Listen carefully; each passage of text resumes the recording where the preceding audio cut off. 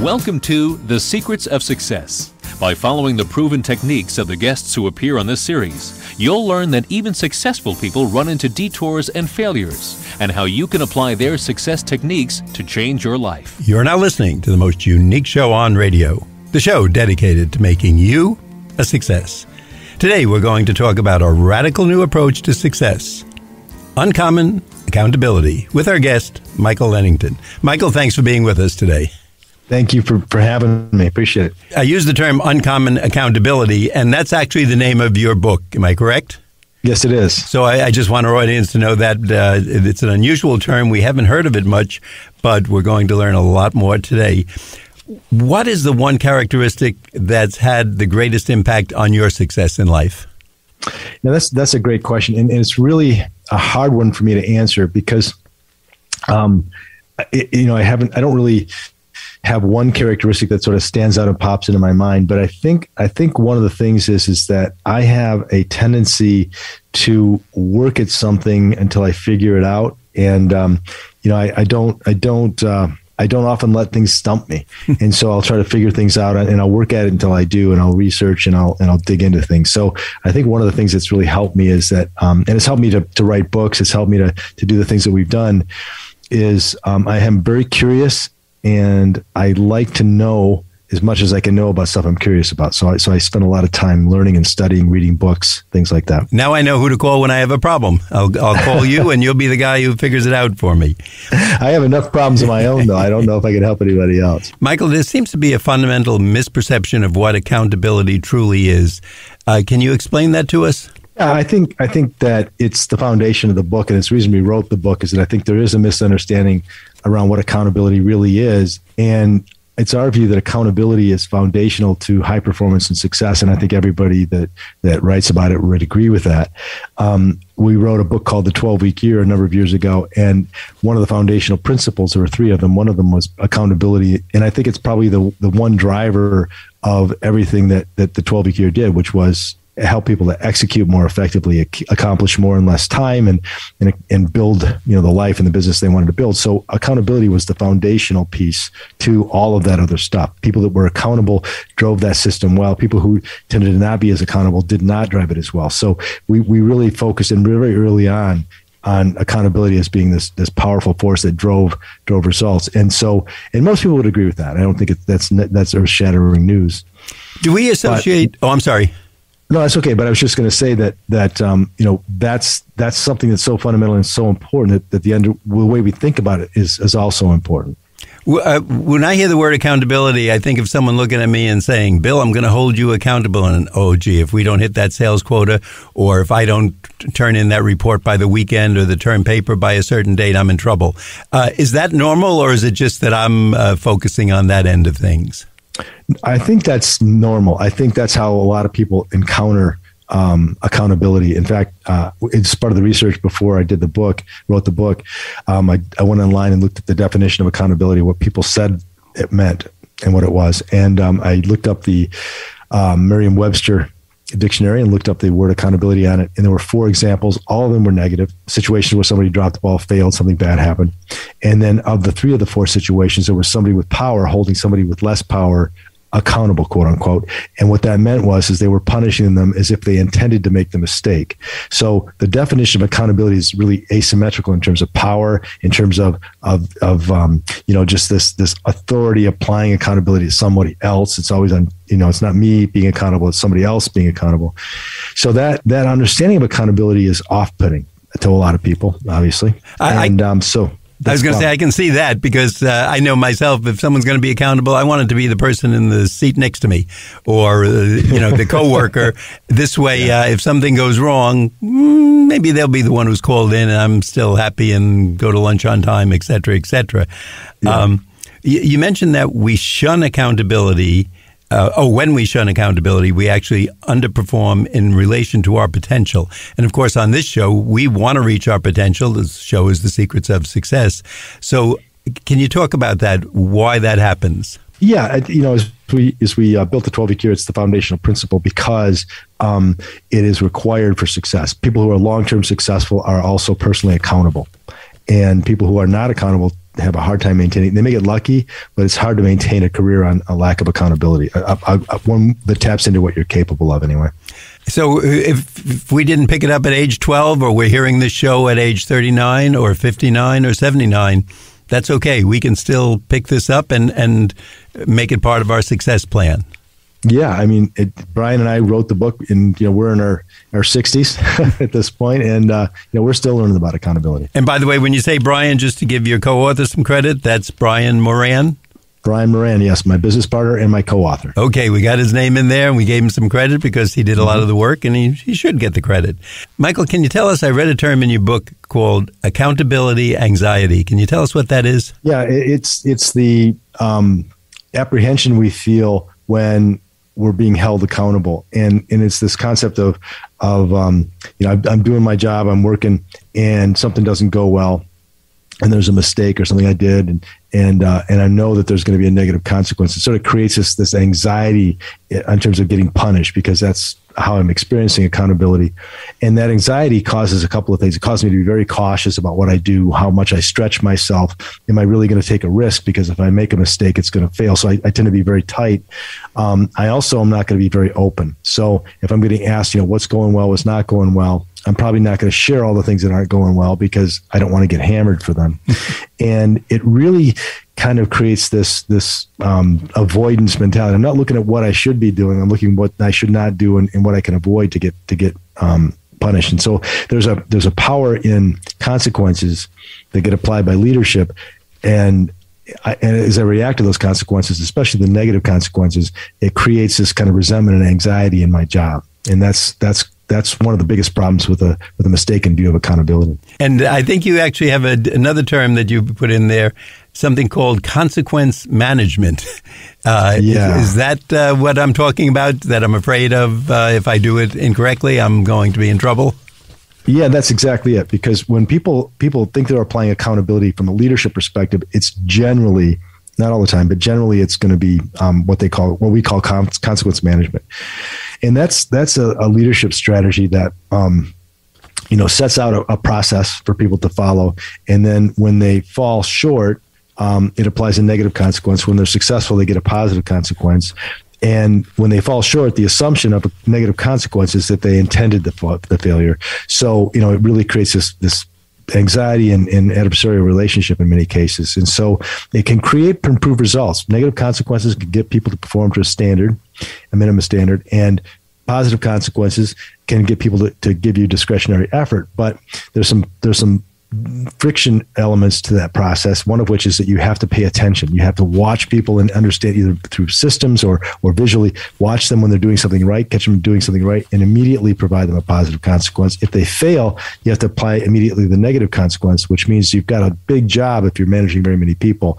So mostly the consequence management process can create results, but it requires a lot of effort, and you can't manage too many people before it becomes overwhelming. And you get pushback, because the fear and the anxiety that gets created turns into resentment and anger.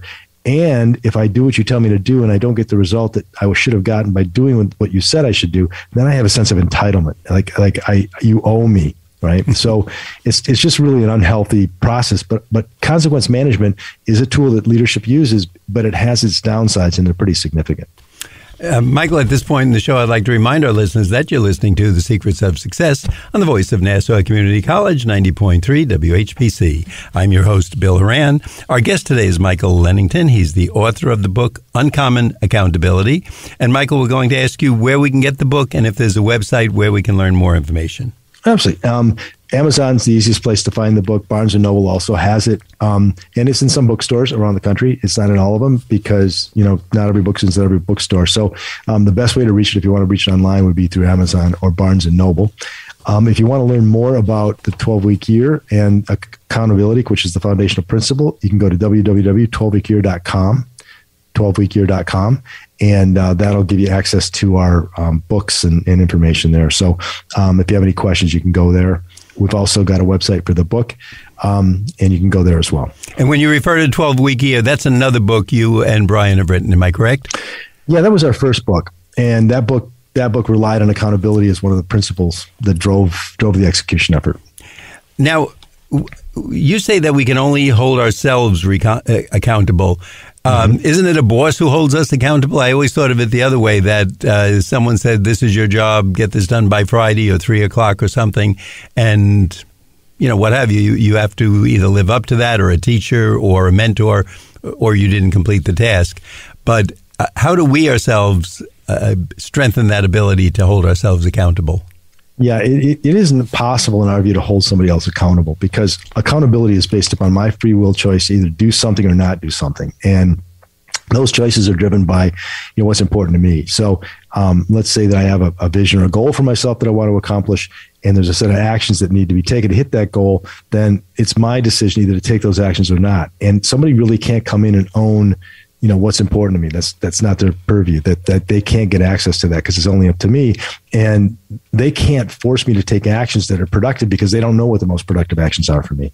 So when somebody tries to hold me accountable, they're overstepping the bounds of healthy relationships, and they're stepping into, telling me what's best for me and how I should spend my time and what I should do. Now, I'm for sure not saying that if I'm an employee of an organization that there shouldn't be performance expectations. I am saying there should be. High standards are critical and important. And those high standards are the things that I'm getting paid for. So a company has this offering. I come in, I join the company, and I'm accepting the standards, I'm accepting the processes, I'm accepting the culture, and I step into that, but that's an accountable choice on my part. And then I can choose either to follow those standards or not follow the standards. And if I follow the standards, I get promoted, get recognized, I maintain my employment. If I don't, I'll get let go. But all those choices are up to me. My boss, is there to coach me, to set those standards, help me to understand how high they are and why they're there. But really that the boss is not there to punish me for not following through and falling short, because that's not his job. The consequences are there without his involvement. Growing up, whenever I saw people I thought were important and had power, let's call it that way in life, the policeman, the doctor, the fireman, the teacher, the principal, they seem to have a control over things. And I took a quote out of your book, and you said, coming out life with a choose to rather than a have to attitude gives you the only control you have in life. I thought that was great. And could you expound on that for our audience a bit? Yeah, that's the second aspect of accountability culturally that's changing. And I think that power of, somebody with power and authority kind of forcing me to do something, that is something that's changing in our culture as well. And I think that's probably healthier because people are responsible for themselves. And I'm not saying that you don't have situations where you need to have, I'm not saying that there's not a need for people to be out there enforcing law. That's not what I'm saying. What I am saying, though, is that there's a lot of power in certain roles in companies and organizations and societies that control what I do. And in some ways, they're deciding for me what's best for me. Which is, I don't think, really super helpful all the time. But this choose to versus have to. And I think when you think about that, there are always going to be rules and regulations that exist for us. And for example, I pay taxes. I'm sure you pay taxes. And it's not my favorite time of the year. I do not like writing those checks. However, there's another consequence that happens. I could write the check, or I could not write the check. And eventually, if I keep not writing the check, I'm going to end up in prison somewhere, right? So I'm making a choice. Do I want to pay this bill? Do I want to pay this tax, or do I want to go to prison? And I don't like either choice particularly. I mean, I'd rather not do that. But the reality is that I pay my taxes because I don't like the alternative. And so I've got choice even in those negative situations. And when I look at life from a have to pay my taxes, I have to take out the garbage, I have to do this, I have to do that, it feels onerous. I feel trapped. I feel like I'm controlled by external things. When I realize all that stuff is just choice. I can choose not to do those things just as easy as I can. I'm just choosing the consequences I want. And it just lets go of the feeling of control or the feeling of lack of control when you look at life as have or choose to rather than have to. When we talk about controlling our life, is this, I guess you'd call it the power of a mindset? When I read your book, I'm thinking of accountability. Naturally, that's the title of your book, Uncommon Accountability. And I'm thinking how that influences or controls my life or impinges on it, however you want to look at it. But it's what's in my mind, how I'm looking at it. Is something onerous or is something good? Digging a hole might not be neat for me, but the gardener loves it, and this is how they grow their crops and their plants. Is it all about mindset? Yeah, I think so. Our view is that, and you'll get arguments on this, but all models are wrong. Some are useful. This is a useful model.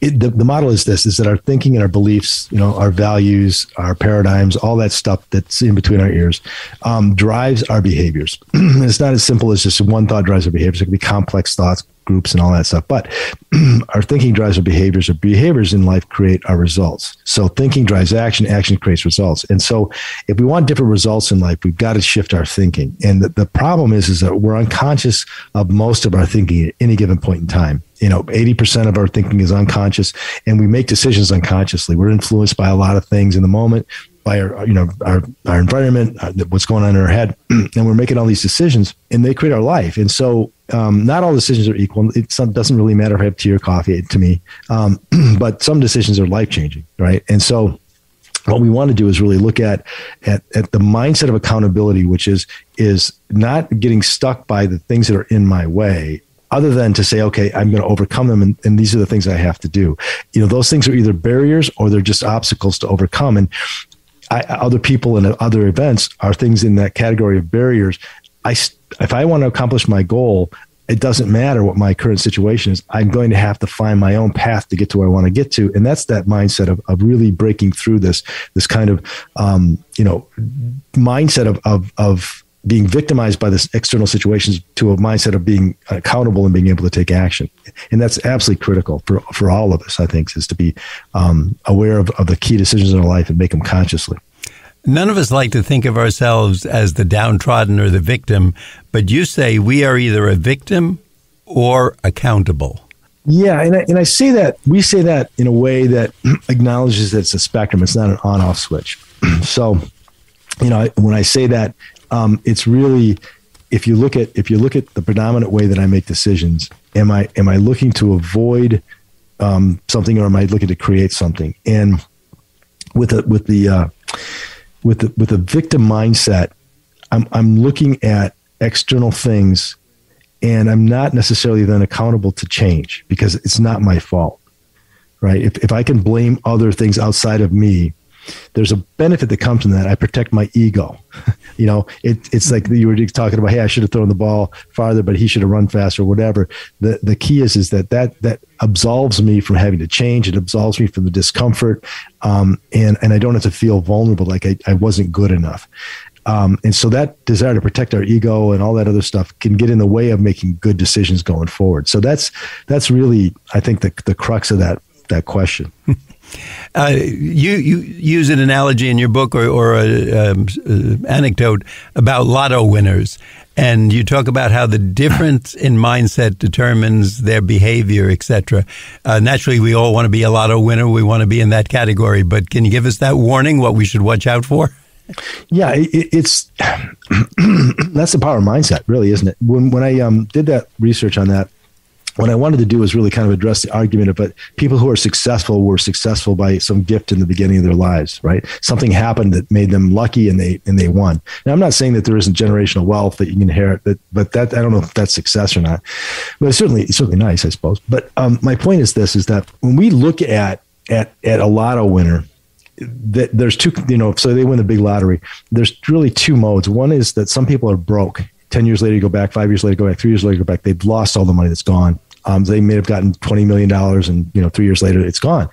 And there's another group, though, when you go back 3 years later, 4 years later, they still got everything. They may have bought a boat or a nice house or something, but they're living a different lifestyle. It's materially different. And so what's different between those two groups? And it's the way that they think. The first group continued to do what they were doing because that was their unconscious thinking patterns, and they spent money, they gave money away, they acted as if they were where they were, and the very thing that was keeping them stuck in their current economic status was their thinking, not their economic status. And so you give them a lot of money, and they end up right back where they were. The other group were probably very good savers, were probably very, very careful and cautious with their money, and didn't necessarily buy unnecessary things. And so they continued that mindset, even after they won the money. And so they managed to keep it. And it wasn't the fact that you got a big boatload of money. What really differentiated those two groups was the thinking, the mindset of the lotto winners. And that was our argument, is that it's not about getting lucky. It's about how you think. Michael, at this point in the show, again, I'd like to remind our audience that you're listening to The Secrets of Success on the voice of Nassau Community College, 90.3 WHPC. I'm Bill Horan. Our guest today is Michael Lennington. He is the co-author of Uncommon Accountability. Michael, we're going to ask you where we can get the book and a website where we can find out more information. Absolutely. The book is available at Amazon and Barnes & Noble online. Also, Barnes & Noble stores will order it for you if they don't have it, or they have it on their shelves. And then if you want to learn more about Uncommon Accountability, there's two websites you can go to. Easiest one to find is 12weekyear.com, 12weekyear.com, 12weekyear.com. And the other is uncommonaccountability.com, a little bit longer one. You have a word in there that you use, RAT, which we associate with rat, but I know it means something different in your world. So can you tell us what that is? I call that the rat model. But it basically is that if you have a piece of paper and you write the word results in the middle at the top of that piece of paper, that's what we want to create. We want to create in our lives. We want to create results. I want to create results in my relationships. I want to create results in my business. I want to create results in my relationships with other people. And so that's the important thing. So we create results by taking action. And every time we take an action, we create a result. Might not be what I wanted, but something happens. It's like physics, right? For every action is equal and opposite reaction. So that everybody gets that. And so when I want to create different results, I just have to take different actions. I want to lose weight. I got to diet and exercise. So most people know that. And there's hundreds of millions of books on diet, and yet most people in America statistically are overweight. So, and most people would like to weigh less. So they know they want to lose weight. They know how to lose weight, but they don't lose weight, right? So that whole process of, and I lost my train of thought. I'm sorry. You have to stop me for a second. Yes, can you ask me? We were talking about the word rat in your book, RAT. Oh yeah. And I forgot what that means. What does the RAT stand for? Right. So that connection between action and results is something everybody gets. And then what they're missing, though, is that the underlying thinking drives your actions, your underlying beliefs, values, paradigms, all that stuff. The cause and effect relationships that you believe in, they cause you to behave the way you behave, which creates the results you get in life. And there's influences and things like that affect our choices in the moment.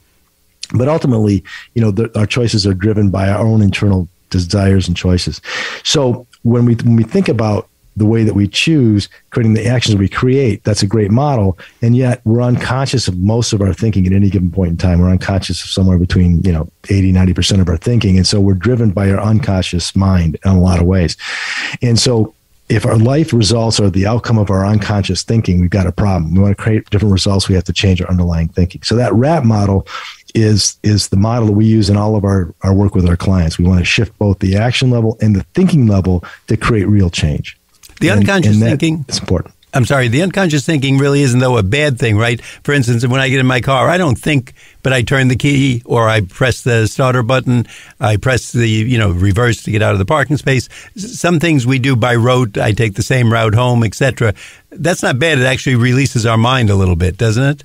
Yeah, I don't think we could get through life if we had to be consciously thinking of all the things we have to do, right? I talk about how, we know if we touch a hot stove, we're going to get burned, but we don't walk around with that thought just hanging in our head, waiting for some hot stove to appear so we can not touch it. That we just walk around, we see some hot burn, and we realize, oh, don't touch it, I'll get burned.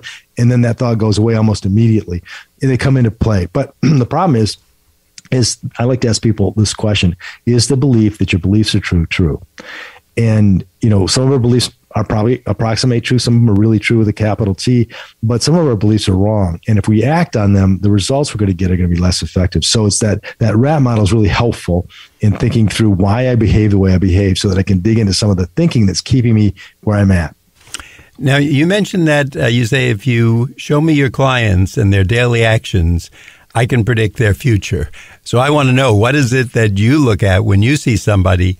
What tells you about them, and what actions tell you either stay away from them, or you want them as your doctor or your lawyer or your teacher, or you don't want them? Yeah, that's a really good question. And so that quote is in the context, we have an execution system called the 12-week year. And that 12-week year is a process where you set a vision for what you want, set a 12-week goal that represents progress towards that vision, build out a tactical plan to hit that goal, and then we have a weekly execution routine. So you execute that plan every week for 12 weeks to hit the 12-week goal. So when we talk about that, we're talking about some very specific things that people are doing or not doing each week relative to that plan. And so we have people measure the percentage of execution of the tactics. And if they're not executing those tactics, we can predict you're not going to hit your goal. If you don't hit your goal, you're not going to make it to your vision. And the stuff you are doing, like if I want to lose 10 pounds and I'm supposed to diet and exercise, and instead I'm eating donuts and cake, those actions drive your weight. So I can watch what you do each day and predict your future, because the way we behave day to day doesn't change a whole lot. I mean, we have a routine, we have habits, we have certain ways of thinking and doing things that is sort of a pattern every day. I mean, we repeat things quite a bit. And so if I see you repeating actions, I can tell where you're going to be. Now, Michael, also you mentioned that other people's accountability influences our thinking. And I thought that was very interesting, and I didn't know that. So can you tell us, in summing up, how being around other people who are accountable, how that helps us, or does it hurt us in some way? Yeah, that's a great question. And so I was just talking about this example a little bit earlier today. I was working with someone who I was coaching with for a while, and he owned a small company, and he had a small team working for him. And his goal was to get out of the business and having to be in the shop every day and get out and do more work outside to get some commercial contracts. Small issue, but it's a big deal for him. So anyway, we started working with him, and he had to be in the office because he had to watch everybody to make sure they were doing their jobs. And so we had this conversation about accountability and, how he's applying consequences is a better way. So we over the course of a year, we worked to the point where he had his team taking ownership and doing the things that they needed to do to hit the goals. And he was able to actually leave and go do something else. But here's the interesting point. Go do the commercial stuff. He had an employee come in. He hired an employee. He came in, and the first week he came into his office and he said, "Your team doesn't like me." And he looked at him and said, "It's not that my team doesn't like you. It's that you're not doing your job, and that keeps them from hitting their goals, and they're not going to tolerate it." So this person came into this team, wasn't willing to change their own view of accountability, taking on ownership, and they couldn't change the teams. So the teams just rejected them. So that's sort of the antithesis to what you were saying. But that accountable team didn't want an unaccountable member on it, because it was going to keep them from getting done what they wanted to get done. We can't blame them for that. It's time to wrap up our show today, but I want our audience to know the book is Uncommon Accountability. It's by our guest, Michael Lennington. And Michael, once again, would you tell us that website? Sure. It's best one to go to is probably 12weekyear.com, 12weekyear.com. And that's another book that you and Brian wrote, so people can get two for their money and get on that success trail much faster. We want to thank you for being with us today and let our audience know that you've been listening to The Secrets of Success on the voice of Nassau Community College, 90.3 WHPC. I'm your host, Bill Horan, asking you to please join us again next week at the same time when we will continue our journey to success.